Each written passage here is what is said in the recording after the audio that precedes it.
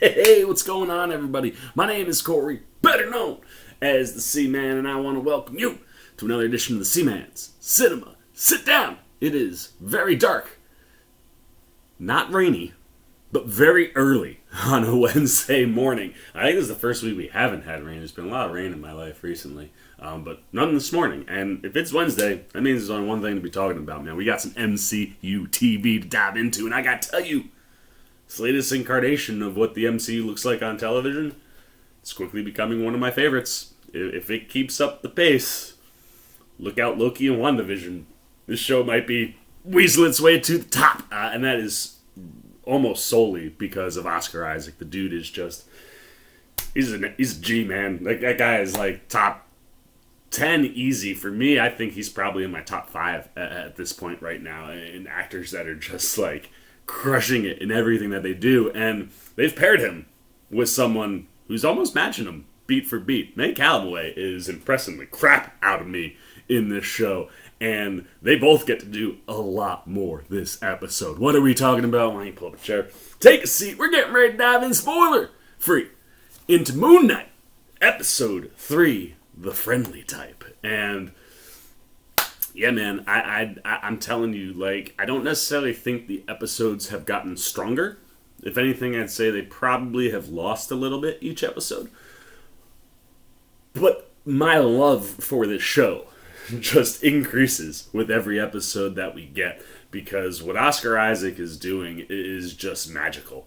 Like, I mean, the only thing that you can comparably compare him to is probably James, or at least for me, James McAvoy in Split, right? Like the way that you could just see McAvoy go in and out of those personalities, and you're starting to see it here. Last week I mentioned reading an article that Mohamed Diab had said he had started to push Isaac so that they could actually not have to shoot both guys, Steven and Mark on separate days. They could start doing it in camera, and you see a lot of that right out the gate in this episode.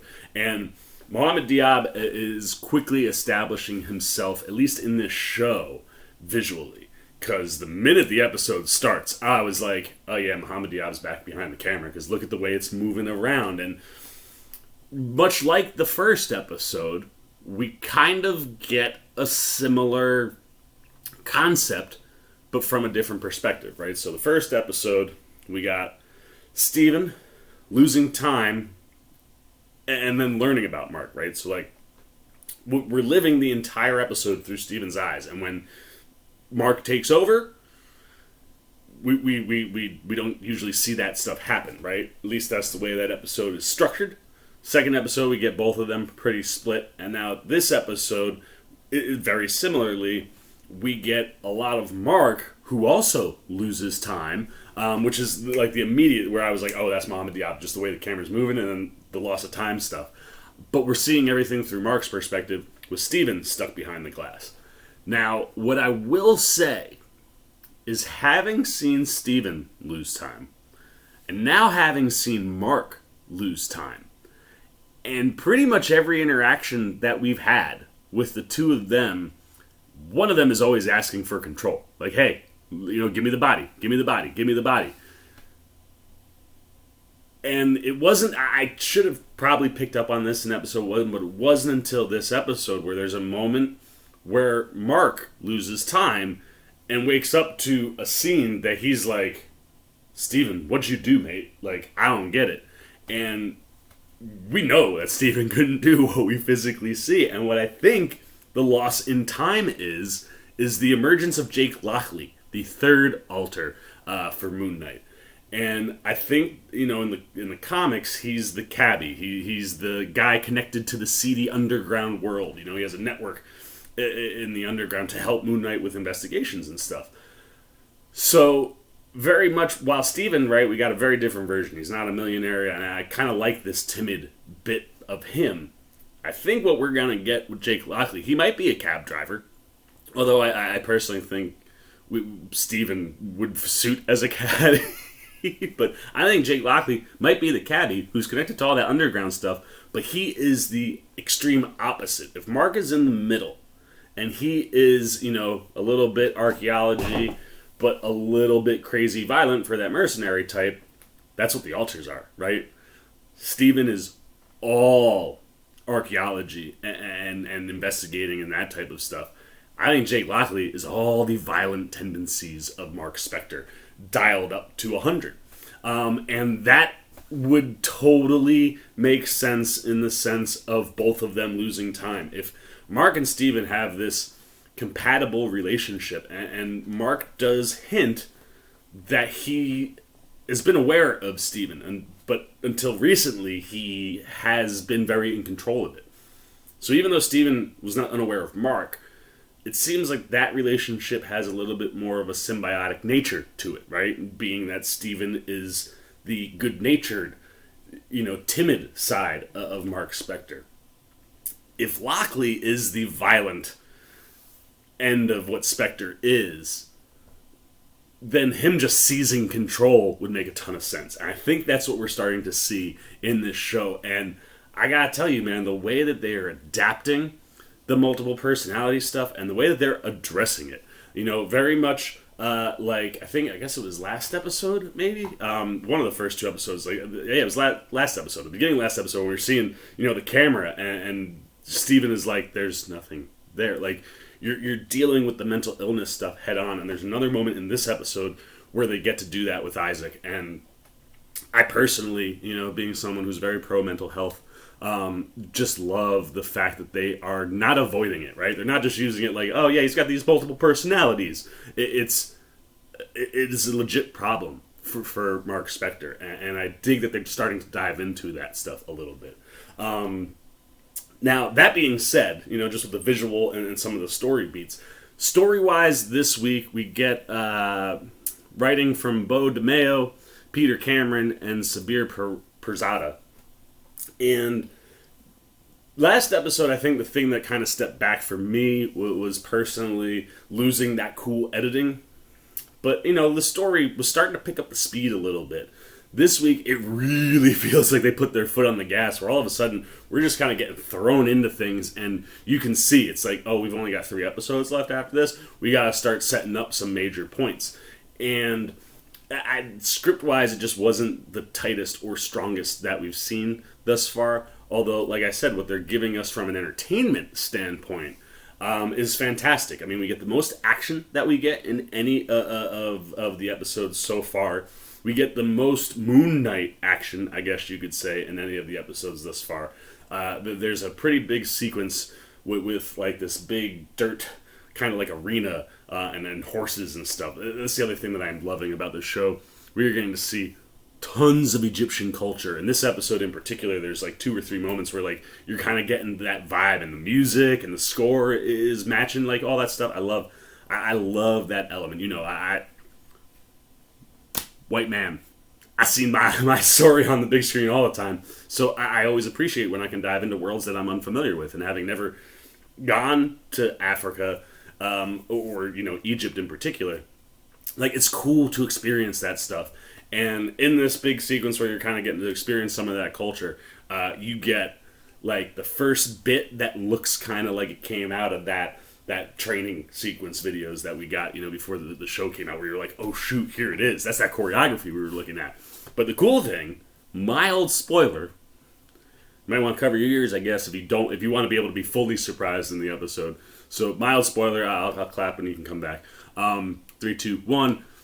May Calamawy is getting a ton of action herself, and she kicks ass, dude. Like, Isaac clearly has, I think, the more poppy and bigger looking things that they're doing choreography wise, but Calamawy gets a sequence where I was like, damn, girl came to play and I am about it. So why don't you come on back?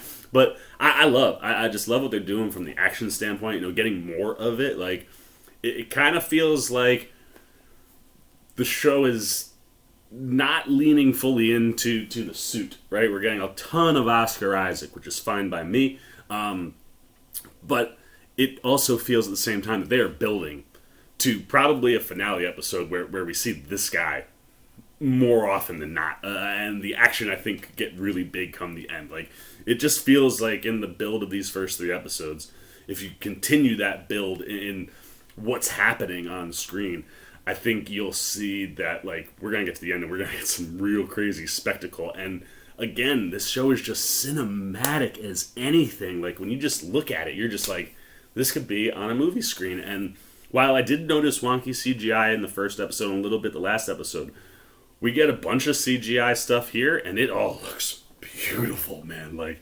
I'm so impressed with how cinematic this show is. And this is probably the most cinematic episode that we've had thus far.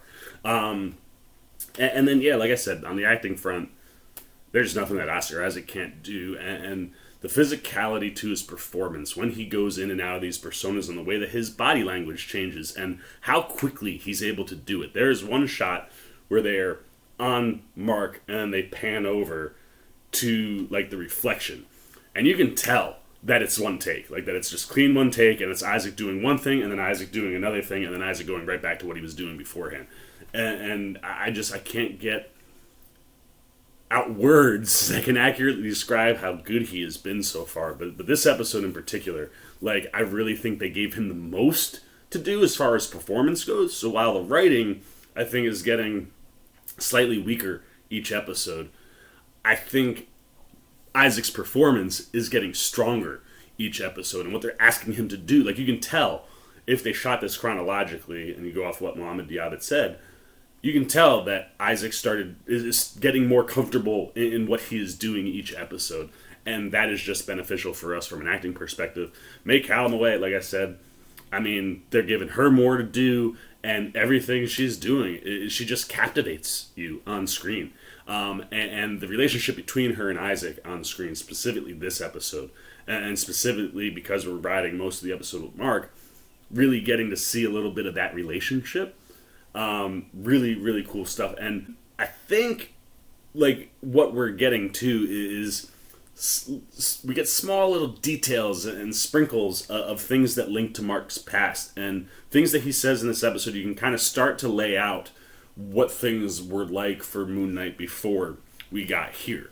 And I kind of like that. So it almost feels like maybe we're going to get like a flashback episode or a sequence at some point, or at least verbally filling in more of Mark's past and what's going on with his mental illness, Moon Knight, Khonshu, all that stuff. So I'm really interested in all that. And Layla seems to be the strongest connector for all of that stuff. So I love that May Calamawy is on screen so much more, because it's helping us learn more about Mark and Moon Knight.